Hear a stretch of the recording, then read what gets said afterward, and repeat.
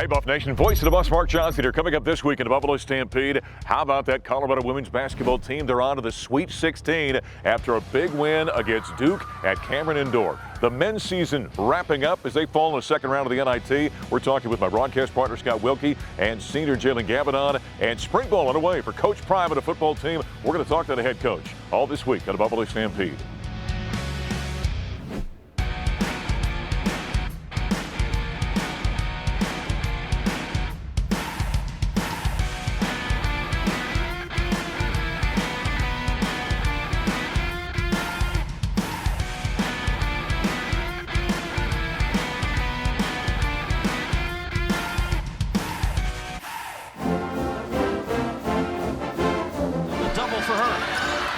Nice find, Von Lay finishes, Colorado back up 3.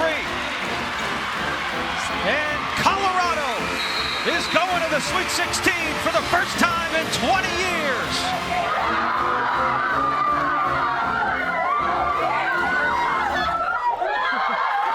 The Sweet 16 of the NCAA tournament. To the end of the ball game, Buffs take care of Duke down at Cameron Indoor. And there is no better shower, by the way, than a victory shower, as we saw J.R. Payne getting doused there. Hi, everybody. Welcome to the Buffalo Stampede. Voice of the Buffs, Mark Johnson. What a season for the Colorado women's basketball team in the dance. They've won 2 games, on to the Sweet 16. We'll talk more about that in a moment. Now, they open up the tournament with a victory against Middle Tennessee State. Many thought that MTSU was going to be a pretty good challenge for Colorado. It turned out not to be. The Buffs were dominant, hitting double-digit three-pointers, shot the ball exceptionally well, played great defense, and afterward, we heard from head coach J.R. Payne. Presented by Coors Light. Coors Light, mountain cold refreshment made to chill. Celebrate responsibly. Gets it back there, three-point shooter, and it's in. I love Frida's game. She's been shooting the ball so well. Okay, I guess I'll just start by saying how proud I am of our team for playing great basketball, against a really good, tough, gritty team. We talked earlier about the fact that at this point of the season, it doesn't matter what your seed is. It doesn't matter what color uniform you're wearing. Every single team is tough. And the team that typically is going to come out on top at this time of the year is the team that does them better, And I thought we did a great job. Our upperclassmen did a really great job of refocusing us all week on who we are, what we're about, what success looks like for this ball club, and I think it was on full display for probably close to 40 minutes tonight, so really proud of our team today. Weta open for 3, at the buzzer!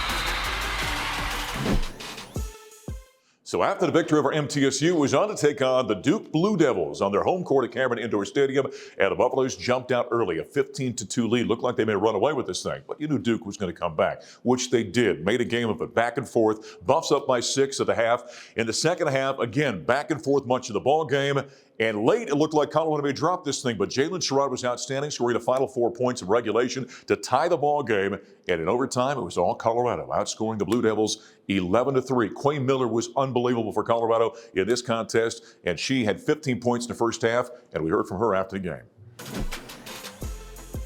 Pac-12's co-most improved player, already showing that today. And my other big question, Sam, you and I was just telling Jalen, I knew we could do it. It was just a matter of actually doing it. Right now, I just feel extremely blessed for real. I don't know, I guess I'm still taking it all in, but blessed for sure right now. I think it was just our togetherness, which showed throughout the whole game. We just played as one, as a unit, and whenever we play that way, that's how we build our biggest leads. I think the best thing that we did, honestly, was just embrace it. Even though the crowd was going against us, it's a beautiful environment, and we thrive off that. We've been the underdogs all season, so having a gym full of people and a band yelling at us and not going for us is what we're used to. I think actually we play better in those environments just because we've adapted that mentality from Jalen.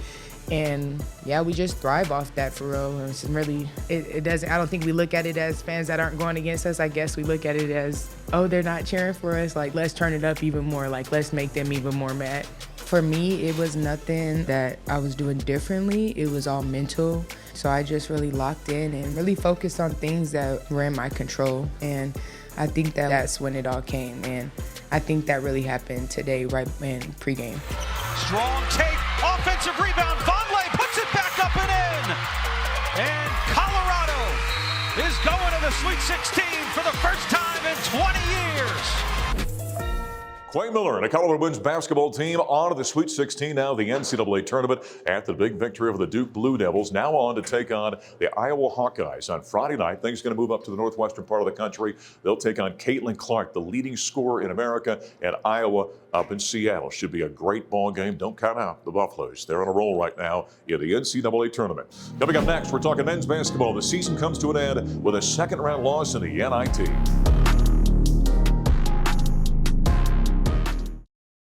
Head fake, fades, fires, shot, rattles, iron from behind, plays it in the paint, caught by Lovering, slams! De Silva, left side, touches on the left side, a three-ball is up, drives, comes to a jump stop, turns, hooks shot with the right hand, is up. Well, there's some highlights for the NIT opening game for the Buffaloes here at the Event Centers. The Buffs knock off Seton Hall in the opening round of the National Invitation Tournament. Back into Stampede, voice of the Buffs, Mark Johnson. Cedar Jalen Gambadon joining us here for a couple of minutes for standing in that NIT logo. It's fun to get into the postseason for you guys. I mean, there was a question late in the season when that was going to happen, and you guys came out and played pretty well against Seton Hall. Yeah, I mean, I think at the end of the season, it was kind of do or die time. And it's like we had to rally as a team. You know, we talked and figured like we have to play every game like it's our last, because going into the last stretch, we had USC at home, which was a rough one. And after that game, it was like we have UCLA, Utah, and Washington. Like we can either just not care and not give everything we have, or we can say like we can salvage everything that we put our time and effort into and bust our tail these games. And so we did that, and so we played our butt off against UCLA.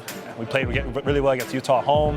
And going into Washington, we were feeling really confident that all right, we found our rhythm and we made a little run there. Yeah, it did. Had a close game with UCLA and then on to the NIT and the tough game against Seton Hall. And I would think you talk about the end of a season for guys like you and Ethan Wright. I mean, it was do or die, right?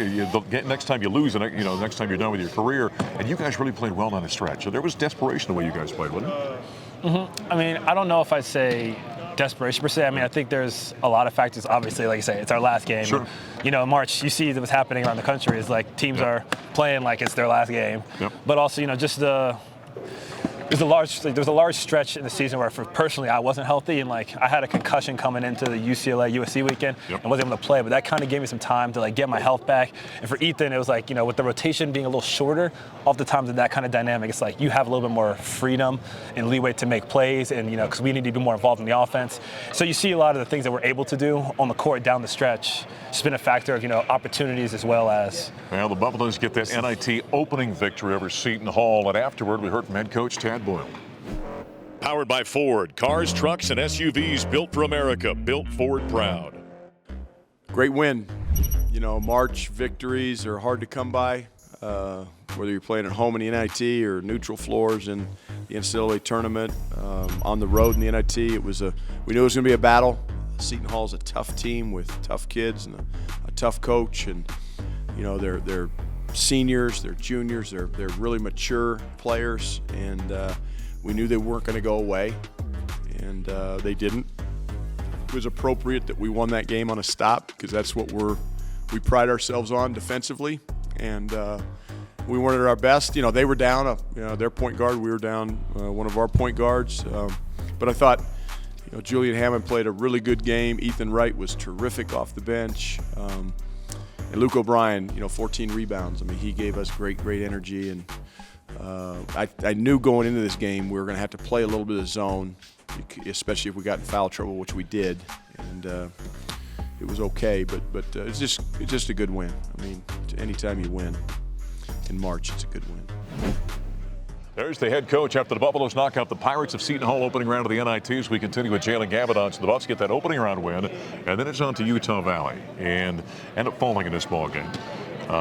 You knew coming in they were a good shot-making team, and both teams played offense at a very high level in this and couldn't get enough stops down the stretch, right? Yeah, I mean, our program's rooted in defense. It's part of the reason that I love this program, and really proud to be a part of this program. And it's just we just fell short today. They shot, I think, 50-some% from the field in our home gym, and if we want to get, we shot 50% from the field in the first half, and we were tie game. And you can't win a game like that, and so. Stops was the name of the game, and we just couldn't get it done. How about put on your analyst hat right now and tell me what you've seen. You're an older guy, a veteran player. Lawson Lovering's growth late in the season for a big 7-footer, the way he was playing, got 21 points career high against UVU. What'd you see from him? I didn't see anything new. See, that's the Lawson that, we see every day in practice. Yeah. What a lot of people who aren't a part of the program don't see is, don't know. It's like, it's hard. Like, this has really lost his freshman year to a lot of people, and to him, really. It's like he didn't really have the same opportunities last year, and so down the stretch, you saw he got very comfortable in the court. Like, he was much more patient, didn't fumble the ball. As a former player who was there, like, sometimes you get too much adrenaline. You're just shaking. You're like, maybe you're a great defender because you're all over the place, but you start slowing down at the end of the year. You can still see, he has post game. Yeah. Like, he can shoot the ball. He can make free throws. So. It's good to see that. You come in here and play 1 year for the Buffaloes after having a great career in the Ivy League. What's your view of this program after a season with Tad Boyle's team? I just think it's a great community within Boulder athletics as well as just our team. These are guys I didn't expect to get this close to a team in 1 year. I certainly didn't get close to my team at Yale like this close in my freshman year. Right. And it was. Like Coach Boyle says all the time, like he tries to recruit high character guys, and that's what I can say is no matter what, like I loved going to battle with these guys, and I would do it all over again if I could. Well, I know your heart's at Yale, and I know you played 4 years there. You played 1 year for the Buffaloes. You are always welcome here. Thank you for playing one season. Thank you. All right. There's talking about high character guys. There's one of them that Tad Boyle brought in, had a great season for the Buffaloes as their campaign comes to an end. Second round of the NIT coming up next. My broadcast partner Scott Wilkie is going to join us.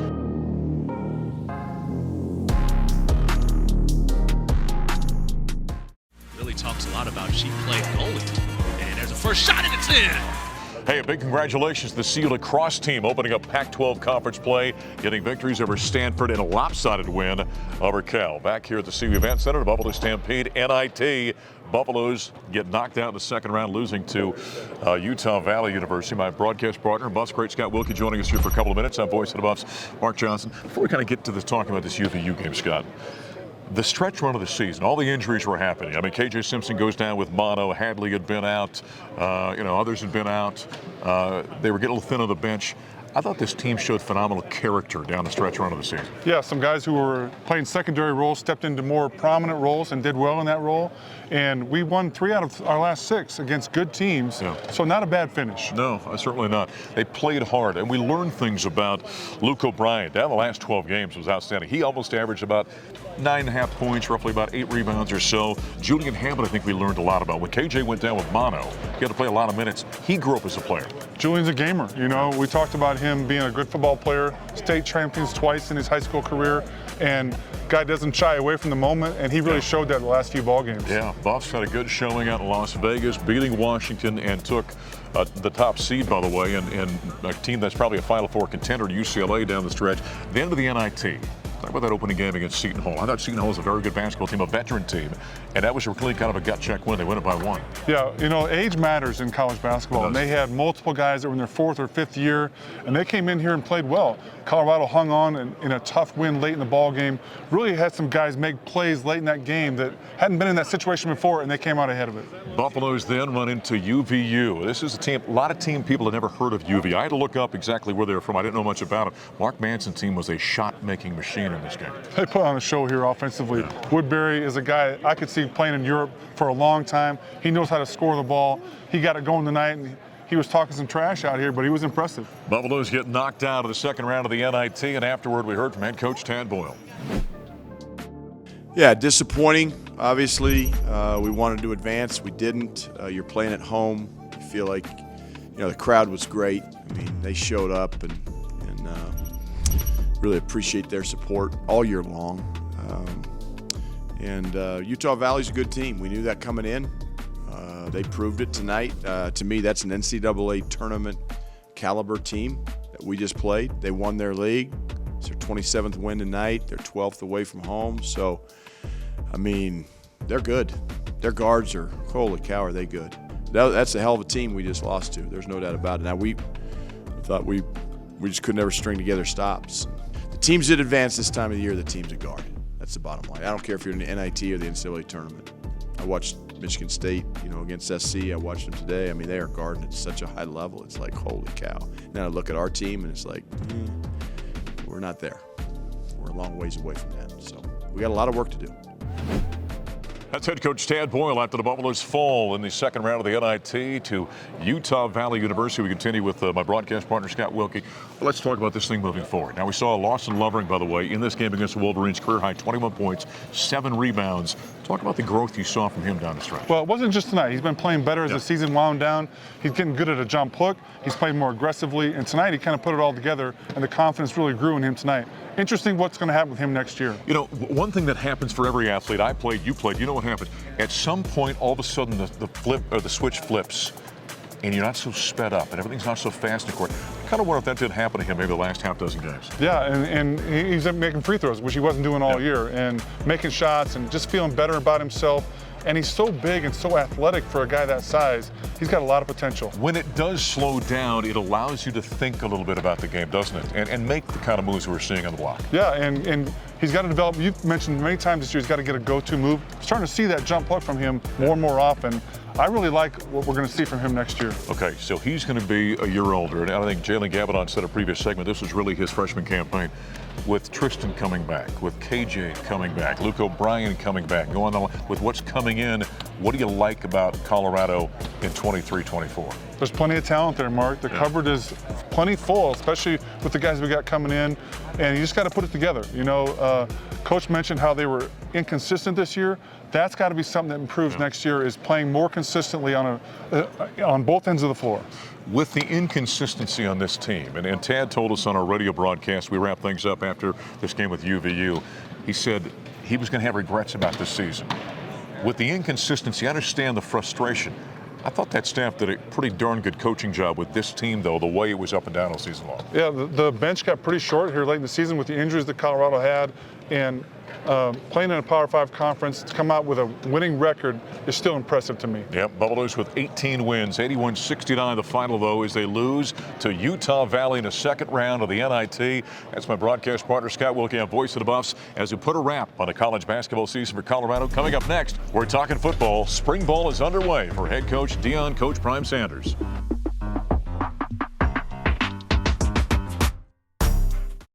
Working with Coach Lewis is amazing. He's something I never had before. Each and every day, each and every period, like, he pushes me to grow in different areas. Like, it could be while we're eating breakfast, he pushing me to eat all my food. So it's the little things that matter to him. So I'm extremely grateful that he's the OC and he's here. And he's here to run the show.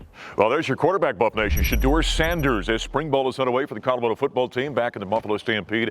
Voice of the Buffs, Mark Johnson. A lot expected out of that young man. Practice is underway. There are 3 practices deep right now. And so what's going on with the football team? It's a lot of implementation. Sean Lewis's offense. And so Shedeur Sanders working with all the new skill guys that Coach Prime has brought in. And with a couple of practices under his belt, Coach Prime had a press conference talking about spring ball and what to expect. Wonderful start today. The kids gave themselves a C. I let them grade themselves. I think they gave themselves a C because they felt like they could do better, understanding the tempo, the thought process, the commitment to excellence, the consistency of just staying involved. That was a fast-paced practice. We got a lot of work done, got a lot of reps. I'm excited. I really am excited about what I saw today. And they competed tremendously. You know, these are young men, different maturation levels. So some people you tell don't go out there and do the A, B, C, and D, and they do it anyway because you told them not to. They got to still touch the oven and see if it's hot. Some guys are going to work their butts off and stay in shape and lift and make sure they come back prepared because they know it's a lot at stake for the spring for them personally. But no, I would never fall in love with having a break in betwixt spring practices, not whatsoever. Consistency, understand, it's a new offense. It's his 3rd offense in 3 years. Understanding the nuances of the offense, getting to know the receivers. I mean, if you watch his practice, you could tell he and Jimmy and Travis, they have something special. It's because, first of all, Travis came with them. They worked together last season, but Jimmy has done so much work in the indoor and since we arrived, and they have they know one another real well. We got to get that consistency and that communication with all the different receivers and that trust. That's probably the best word, trust. And I have no doubt. I know what he's going to do throwing the darn football, and he's very accurate. He's a very accurate quarterback, but just understanding all the nuances of the offense and then incorporating what he does well. You just can't come and scrap what he just did. You got to involve some of the things that he did well, and that's why Brett Bartolone, our receivers coach, is here, that was our OC last year, to incorporate that as well. I'm old school. Didn't we have to earn every darn thing we got? Ain't nobody gave us nothing. So this whole new thing, first of all, we got this new thing now in college football about double numbers. We didn't have, if somebody gave you a double number in college, that assured that you weren't gonna play. That's how it was, wasn't it? Now it's like normal. And you gotta earn stuff. Ain't nobody giving you nothing. We got kids, they ain't played a snap, you know, and you want to be one? You know what number one meant back in the day for us? That you were that one.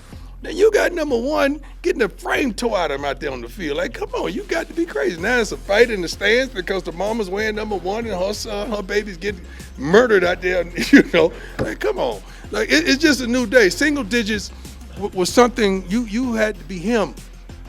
You had to be him. Now you got linemen wanting zeros and threes. Okay, if I give a lineman that number, the DB or the receiver or the running back can't take that big number, so now I got a deficit of numbers. So all this stuff is strategic, but I'm old school, man. I come from the place you got to earn it. My school closed I went school shopping. I had to get a job and work and earn that. And that's why I appreciate those kind of things. That's why my kids have to earn things. Everything they've gotten in life, they had to earn it and work for it. So I don't give them nothing. If you know me and how I parent, you would understand that they don't get handed nothing. They had to earn it. There's a lot of empty boxes. I want to see every box checked. Coaching, boxing, coaching, boxes, everything. I got to see how the coaches communicate with the players. I got to see how the players communicate with the coaches, strength and conditioning, the training staff, the equipment staff. We're checking everything because this is a total commitment effort of unification to win. It's not just us on the field. Everybody in this darn building got to understand that we're winners. And change has to be provoked. And that's why we're here. As Coach Prime, as spring ball is underway for the Colorado Buffaloes, that culminates, of course, in the April 22nd spring game at Folsom Field. Buffs have a couple more practices this week and then take the week off for spring break, come back 2 more weeks of practice, and then the spring game at Folsom Field. Don't forget, CU women in the Sweet 16 of the NCAA tournament. They'll take on number 2 seed Iowa in Seattle on Friday. As we put a wrap this week in the Buffalo Stampede, I'm voice of the Buffs, Mark Johnson. We'll talk to you next time.